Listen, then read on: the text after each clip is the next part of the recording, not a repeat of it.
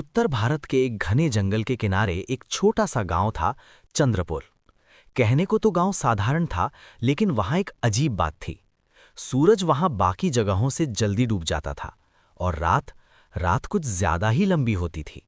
गांव के बुजुर्ग कहते थे, यहां अंधेरा सिर्फ रात में नहीं उतरता, यहां अंधेरा यादों में रहता है। गांव से थोड़ी दूर जंगल के भीतर एक पुरानी टूटी फूटी हवेली खड़ी थी। लोग उसे कहते थे काली हवेली। दिन में वो बस एक खंडहर लगती थी, लेकिन रात में ऐसा लगता था जैसे वो हवेली जिंदा हो। खिड़कियां अपने आप खुलती, दरवाजे करहाते और कभी-कभी किसी औरत के रोने की आवाज आती।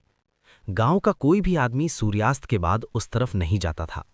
शहर से आया अजनबी। एक दिन गांव में एक नौजवान आया। नाम था आरव। आरव शहर से आया था, पढ़ा लिखा, तर्क में विश्वास करने वाला। भूत प्रेत, उसके लिए ये सब कहानियां थी। उसका काम था पुरानी इमारतों पर रिसर्च करना। जब उसने काली हवेली के बारे में सुना, उसकी आंखों में डर नहीं, जिज्ञासा थी। गांव वालों ने उसे रोका।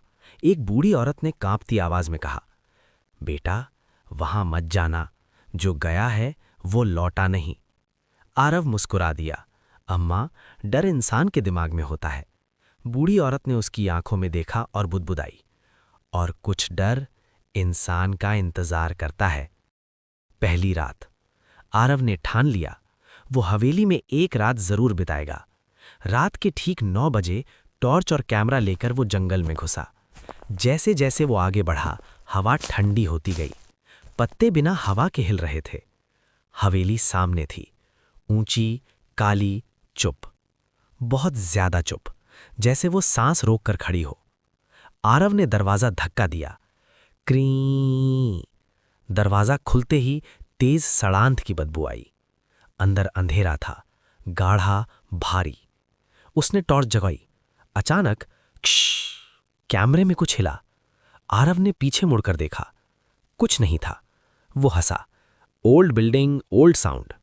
लेकिन तभी ऊपर की मंजिल से पायल की आवाज आई, छन छन। आरव का दिल पहली बार जोर से धड़का। हवेली का रहस्य। सीढ़ियां ऊपर जाती थीं। हर सीढ़ी पर धूल थी, लेकिन बीच बीच में ताजे पैरों के निशान। आरव फुसफुसाया, ये मुमकिन नहीं है। जैसे ही वो तीसरी सीढ़ी पर पहुंचा, पूरा कमरा ठंडा हो गया। उसकी टॉर्च झपकने लगी और तभी उसके कान के पास किसी ने धीरे से फूंका, तुम देर से आए हो। आरव से